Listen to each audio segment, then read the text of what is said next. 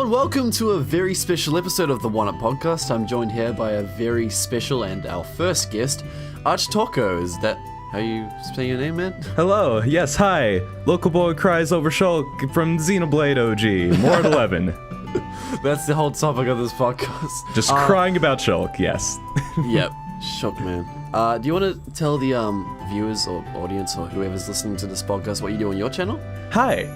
So, yeah, my name's AJ, otherwise known as ArchTalko. I'm a filthy Let's Player, so I'm already banned. I am a diehard Xenoblade fan, filthy Xenoblade fan, as it were. Yes. So we're gonna be getting into some pretty awesome discussion about it. Doing a 100% Let's Play on my channel. Shameless plug, but yeah. Absolutely go over there and check it out. His thumbnails are pristine. The quality of his videos are okay emoji right there. Oh, no girl. shame. No shame. Oh, make me blush. All right. Oh man.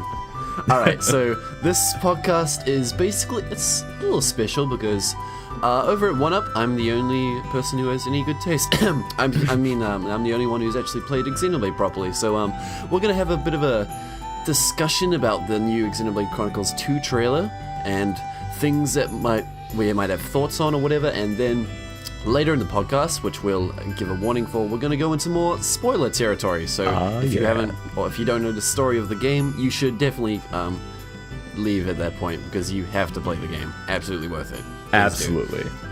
It's an amazing game.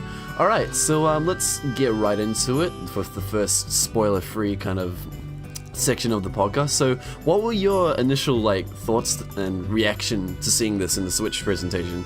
Did you see it in the presentation, or I did. Just see it in your news? I saw it live during the Direct, and it was the most, for me, it was the highlight of the Direct for me.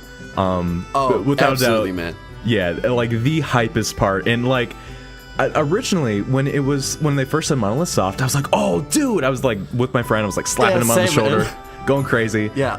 When they first started showing the footage, I was like, wow, this looks really pretty, but it almost doesn't look like a Xenoblade X, successor, which is what it looks I mean. Like the original.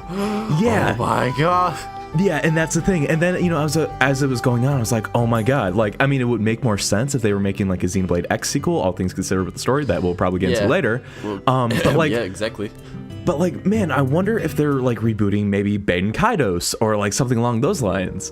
And then that last 30 seconds, right, where it mirrors the title screen from the OG, and then the logo, Xenoblade Chronicles 2. And yes. Dude, I was flipping out. I was on my friend's bed. I think I almost broke it. I was bouncing up and down. Oh, what a time! That's the appropriate action, man. This podcast is just gushing, and this is super okay. I am completely happy with this. Look, man, you're not in the Xenoblade fandom if you're not just frothing at the mouth about it, okay? That's just how these things work. But yeah. The second I saw that logo of Monolith Soft, I'm like, oh, is this? Come on, yes. I expected a sequel to X, but I noticed some people are calling X a spin-off, which I'm not sure if it's accurate or not. I mean, but you know. Yeah, it's I would definitely, I'm really curious to see what direction they take this with, because I'm kind of in the mindset that they are having the X series as more of a spin-off, although I have heard of one very popular theory that's probably has no credence to it but is amazing, which is that Xenoblade X is actually Xenoblade 10 and now they're just working their way back up. Oh, I saw that. Yeah, I saw that comment. We can dream. That would be so funny. 9 games and then somehow we end up on Earth and stuff. Oh, that would be so funny. I mean, in Japan, it's referred to as Cross. So, I mean, as some person replied, but no, we can dream, man. We can dream. Come on. Yeah. All right. So, let's talk about some elements of the game. So, was that a new Monado the character was holding, and those new flying locations and all that kind of stuff? Mm-hmm. Did you notice anything that stuck out? That's the thing, right? I love the way that they showed the new Monado, or rather how they didn't show it, because the only time you see it, on the character, is at, the very end, or during that one fight sequence where... Yeah, that's the thing. When he's running and stuff, no one's holding any weapons or anything, which is different to all the other games, so... Right, because all the other ones at least, show the weapons on them. Yeah, exactly.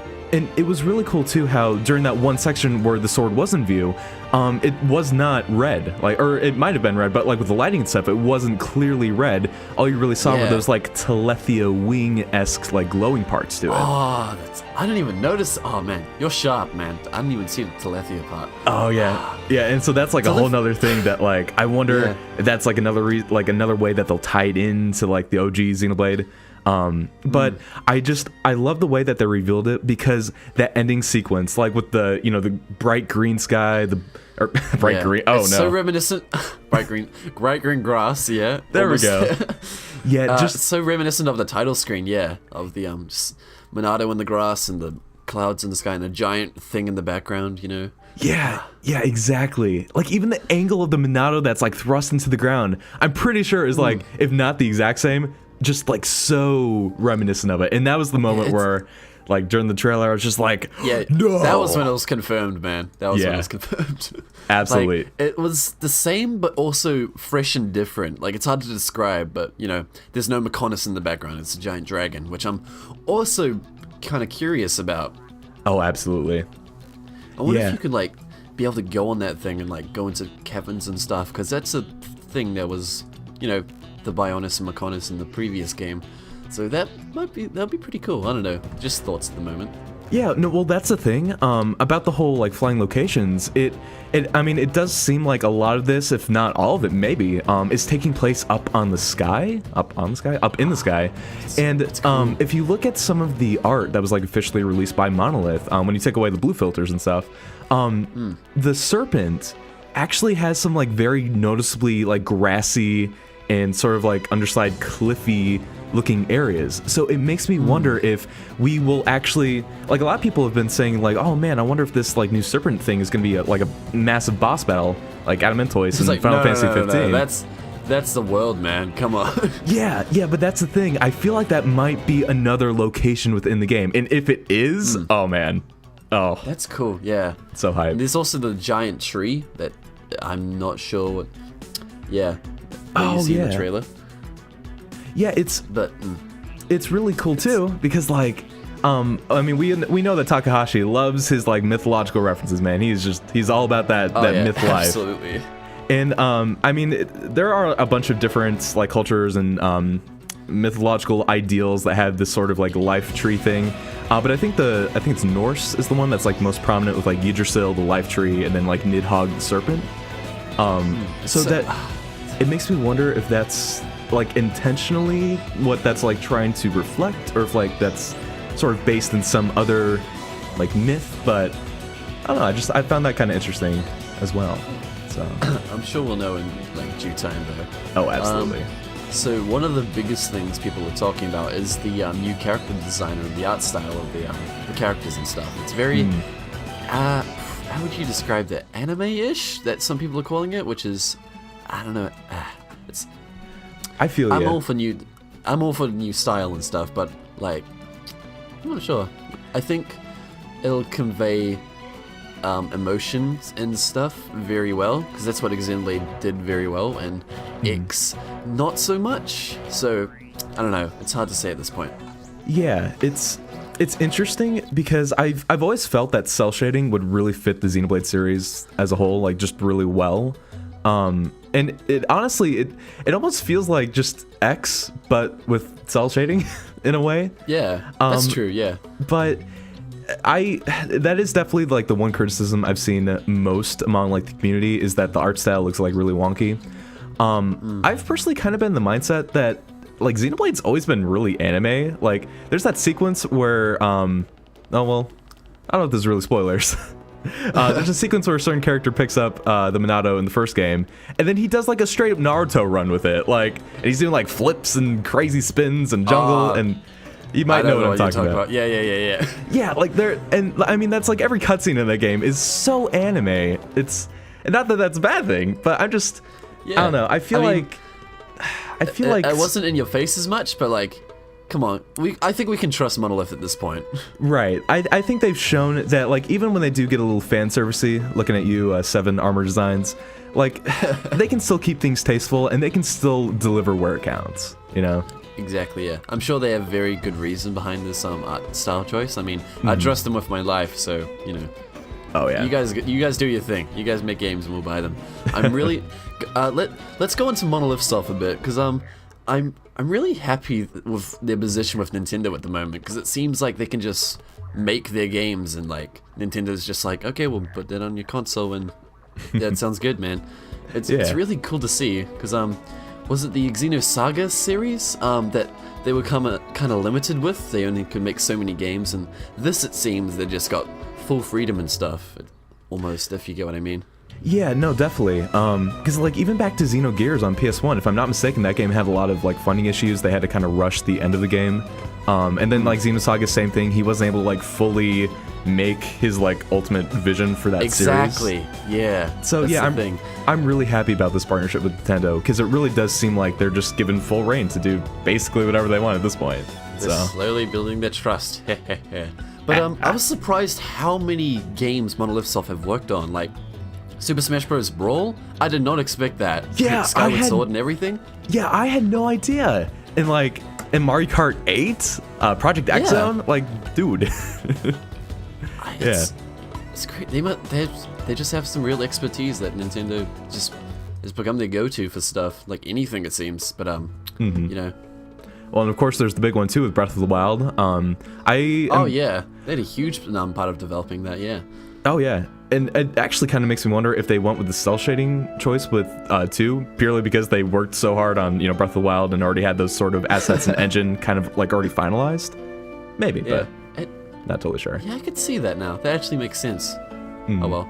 But do you have any major hopes or like for this game, like in terms of its world, or like the different combat, or the exact same, or anything like that?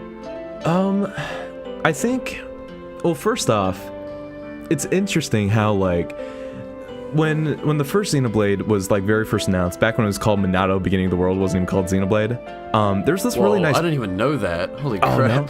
Oh man, this is original stuff. Oh man.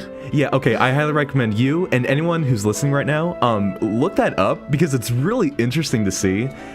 Because there's enough that's like similar that it's like, yeah, this is definitely Xenoblade, but there's enough that's different that's like, whoa, bruh, like Shulk looks so edgy and like not soft. it's so weird. Back original development days. Oh man, I can't wait to see that. I'm not gonna Google it now though. Oh yeah, but it's really weird how like that trailer had a really nice balance between showing like cutscenes and story stuff, and then like also showing the gameplay side of things, a little bit of combat, a little bit of exploration. Shulk's like climbing up the vine wall, stuff like that. Then you have Xenoblade X that I feel focused way more on like the gameplay side of things, like exploring the world, the combat. It's the major criticism for that game is its story like kind of fell a bit flat at some points. Like I love that story and I love its main premise is what I love the most about it, but it could have delved more into different parts of it. But its gameplay was its driving factor, definitely. Yeah, and I love how like with Xenoblade X, its trailer really reflected the end product of like what the major focus was on. And so I like that this trailer that we've gotten, I mean, we already know the Xenoblade combat system. I'm sure there will be changes and like quality of life improvements and stuff, but it's already so refined that like exactly. We basically know what we're getting essentially, but it's cool how they focused a lot more on like the dialogue, on like story things happening, on the characters being revealed. And so I'm hoping. And also, sorry to butt in here, but they also focused a lot on the big names, like the composers, like Ace and the character designer and all that stuff. Like, yes, they're clearly known names now because they've made so many good games. It's an important part. We've come that far. Yeah. It's so cool to see so many people returning. And it like the whole soundtrack crew. It's great. I can't wait. Dude, yeah, and we'll have to gush about them and get into that because oh mama. But it's one of my biggest hopes is that they do return to Xenoblade OG's like original focus on this like grand epic tale. I feel like hopefully if they follow through with like what they did with X, this focus on the story and the characters will also reflect the game's going back to its roots and focusing more on like the characterization and plot in general. So yeah, I hope they have a real strong focus on the characters like Xenoblade Chronicles did, because that cast it's probably my favorite group of characters in a video game. Oh, same. Just saying. But you know, X had its characters, it had some that stood out, but really your customizable character was kind of it was a completely different field for the Chronicles. So it seems like they're going back to that with the main character, whatever his name is, and the other two people we saw in the trailer. Yeah. So there's that, you know. And I feel bad because I feel like I've been rambling on for quite a while. But I'm curious what your hopes are for the game. Funny enough, I'm kind of hoping for maybe a bit smaller world than X, so they can kind of refine things a bit better. Well, not better, but because X had a massive world, like a few times bigger than Chronicles, I think, and that was its thing, that was its focus. So I kind of hope they, you know, make it maybe in between Chronicles and Chronicles X, and get some middle ground, and maybe focus, you know, get that story going and get it pristine, so it all falls into place. Yeah. Get that right balance, because they got the hardware now, but just don't go overboard with the huge world and stuff, which some developers do, and just make it kind of bland. Which I know whatever they make, they'll make it really, really good. But you know, that balance is, I think that's very important. If you get me. Yeah. I mean, big open worlds are really fun, but I think there is really something to be said about how you can design an experience around like a more linear approach. And I feel like Xenoblade OG really did a great job with that, because you had these massive, you know, open worlds that you could explore and find all these secrets in, but you still progressed in a linear fashion. Yeah, the progression was basically linear and stuff. Like, you can go back and explore everything, do the heart-to-heart quests and all that stuff, but you basically, it was a straightforward progression for a good portion of the game, yeah. Right, yeah.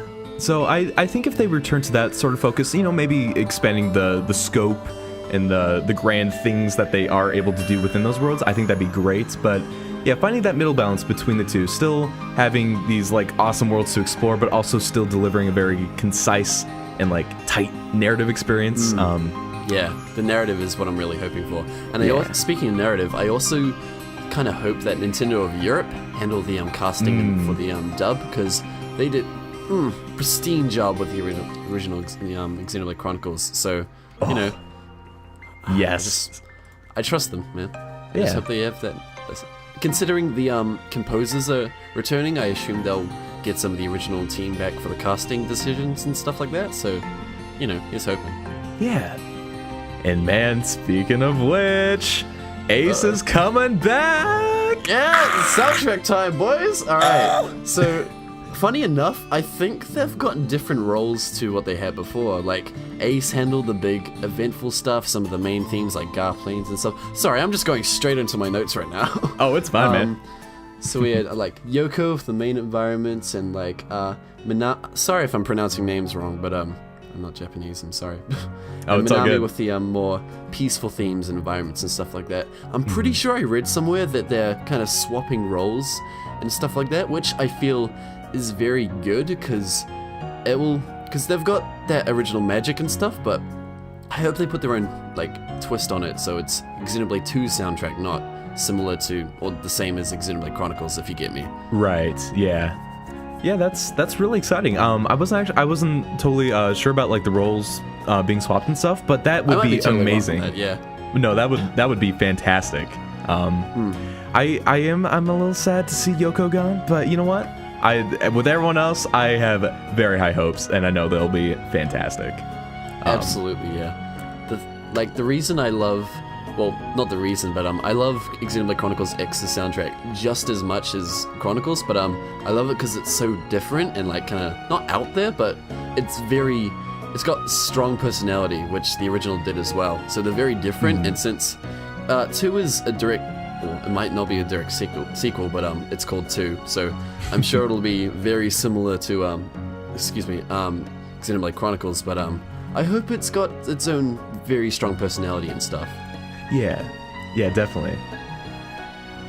Oh man, all right. I'm just I'm getting those chills thinking about that ending theme with the bassoon.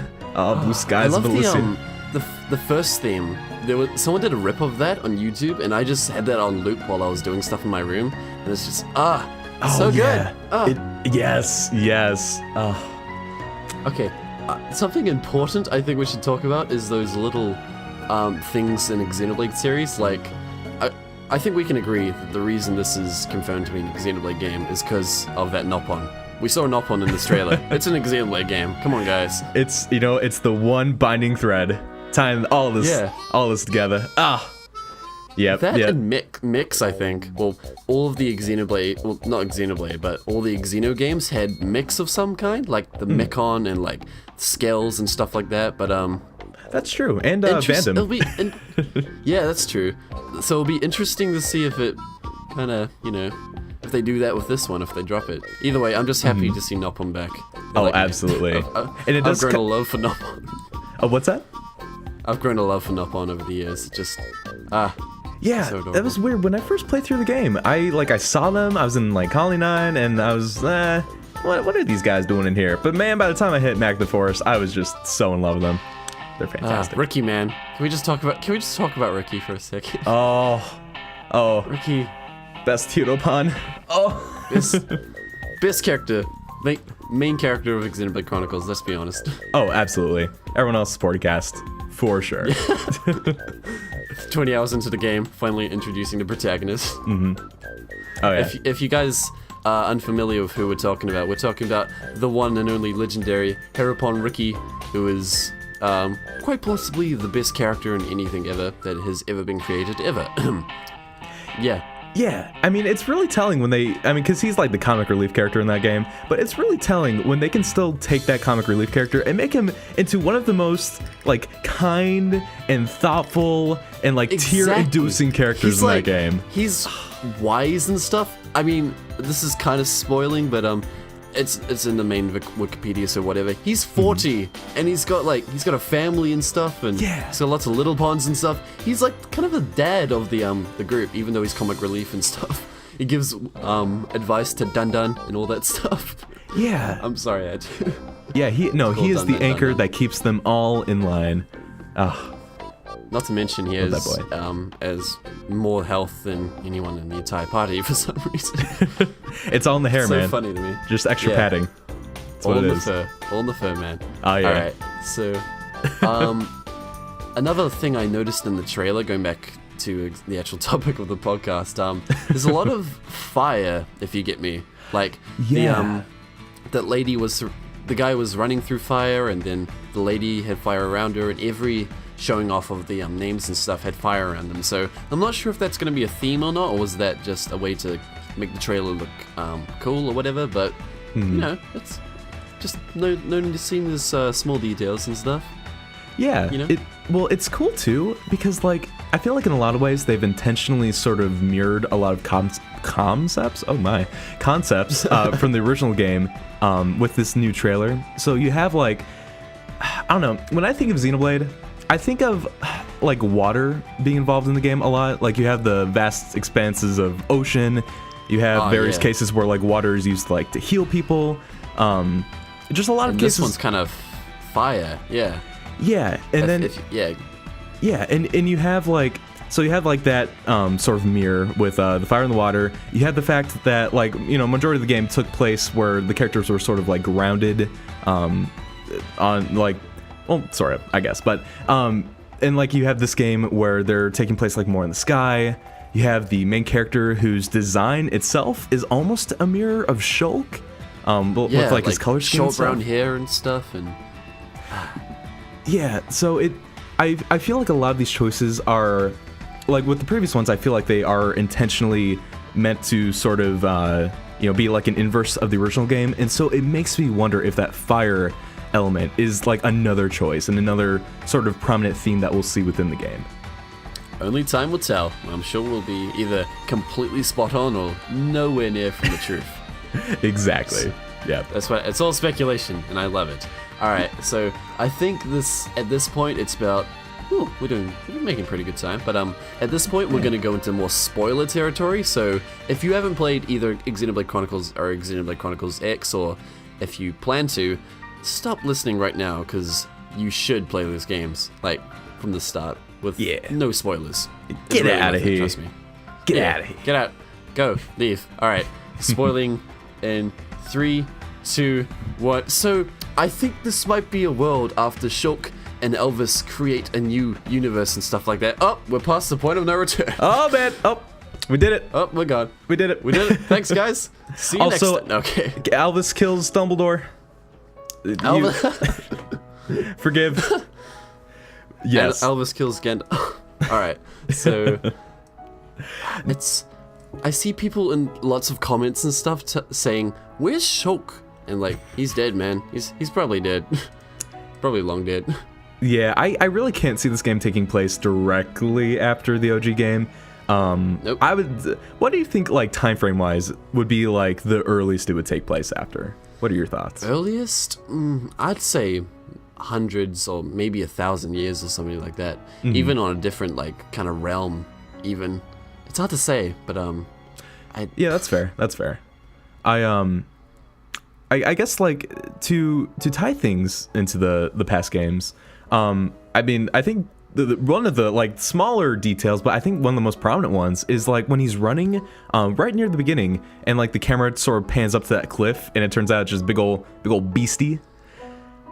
It definitely seems like, you know, in the OG game, all Shulk knew, like, with his entire existence, all he knew was, like, this concept of these massive creatures that, like, smaller creatures live sort of, like, symbiotically with.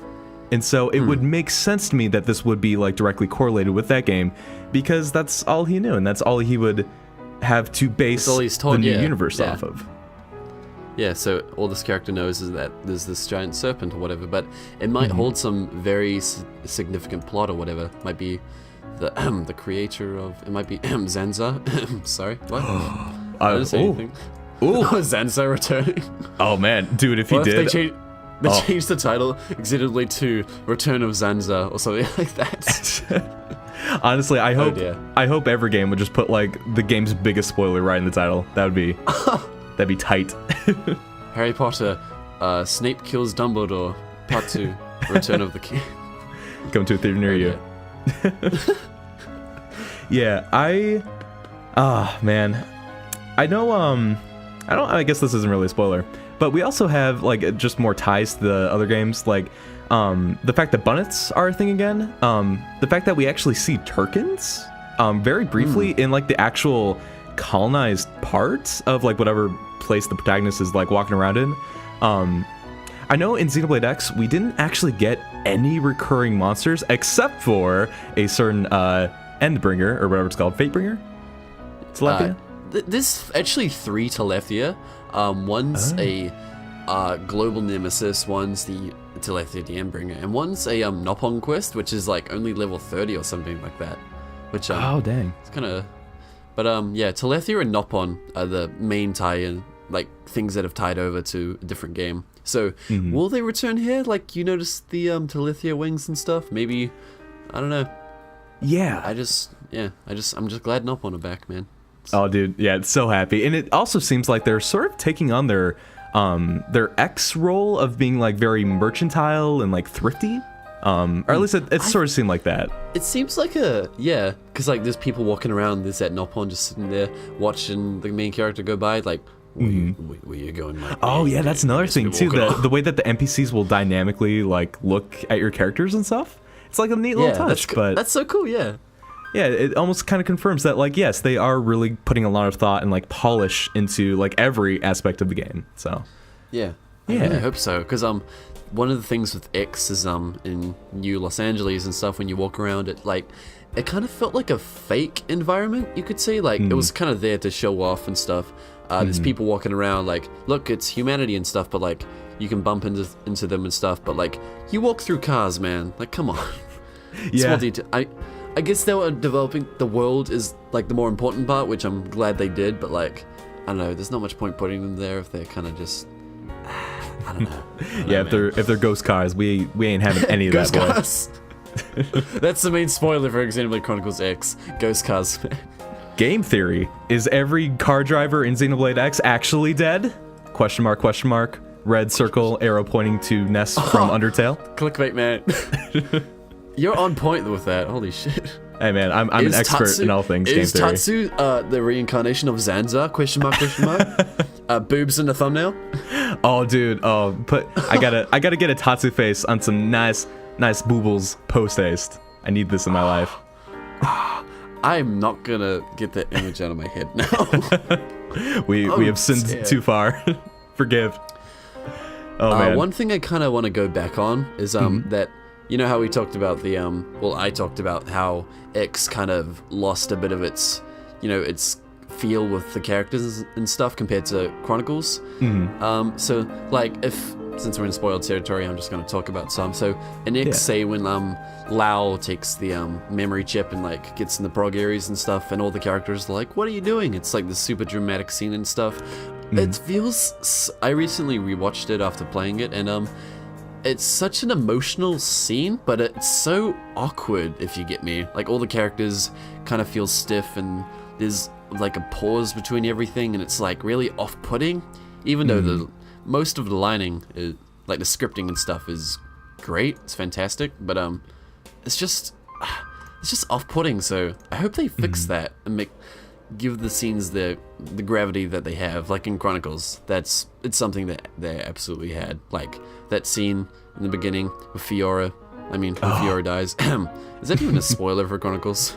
I mean, it happened so early on. I think most people who haven't even played the game have probably gotten spoiled about it at some point. I'll tell you one thing. My friend got Chronicles for the 3DS, and he's like, he was messaging me about it, and he was playing. He hadn't known any spoilers or anything. He just knew it was a great game, and he's like, "Oh, this Fiora chick is kind of annoying." I didn't say anything. He's like, and then he's like, "What the hell? She dies?" Oh no! And I'm like, "Oh, there you go." And he actually felt bad and stuff. Matt, if you're listening, man, I love you. Keep playing that game. Please. But, yeah. Also, what are you doing listening to this part? Get out of here. Yeah. Oh crap! What are you doing here? Yeah, get out of here. Well, but that scene was so that scene was so perfect in its like choreography and like the way the characters move and stuff. But yeah, go ahead. Well, I was just gonna say, yeah, like I really do hope that they can capture that sort of emotional weight that a lot of the scenes had in OG, because like Xenoblade X, like first off, I want to give the disclaimer: I love Xenoblade X. I think it's a fantastic game. Yeah, we love that game to death, but it has problems. Yes, don't get us wrong. It does have some very clear flaws in my eyes. Yeah, I think the biggest problem with X was that they just, again, we keep going back to the fact that they focused a lot more on the world. If they had fleshed out the characters a little bit more, if we had a little bit more time to really get attached to them, I think it would have had more impact and stuff. But also, just with the timing of the lines, I really do hope that they capture that magic of the first game, because it was spicy meatball. And speaking of best girls, can we talk about we have new waifu material here? Oh my god, dibs on Red Girl. I'll tell you what, she kind of reminds me, like, just the armor and stuff reminds me a bit of Elma for some reason. Like, just the red metal armor and stuff. Kind of, I don't know, it's just she seems like top tier waifu. I feel like she's going to be one of the main characters that just makes me sob uncontrollably in that game. I got an inkling, Yeah. And also, speaking of her reminding us of things, I think it's, she's got that Minato color scheme going on with the Minato that was shown. That's true, yeah.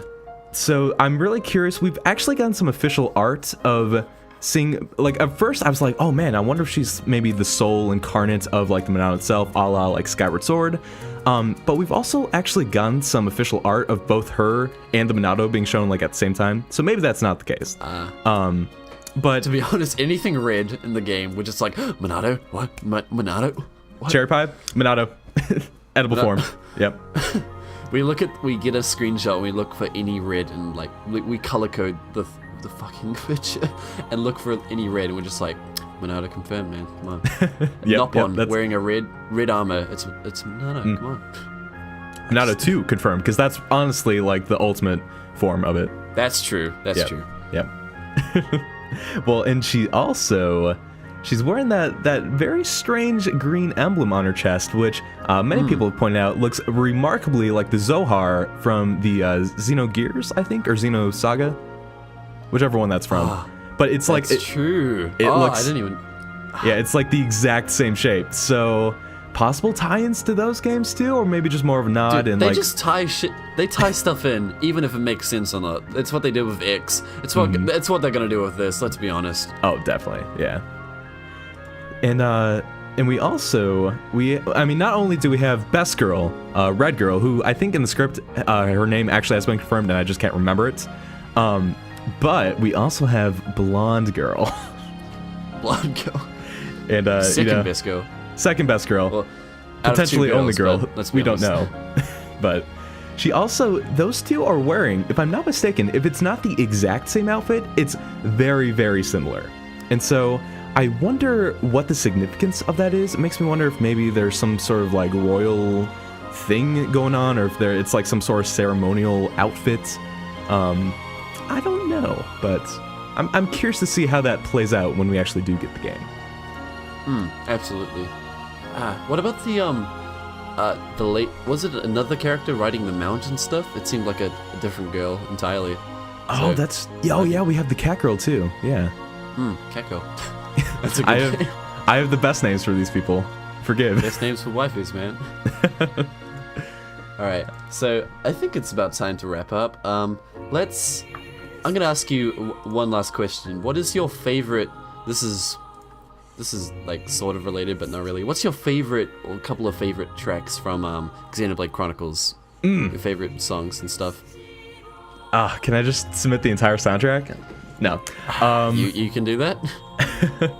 Let's Absolutely. see. There's the track called, I think it's like Grandeur, which doesn't play nearly often enough in the game, but it like makes me cry every time I listen to it. There is Night Before the Decisive Battle, which is another track that is criminally underused.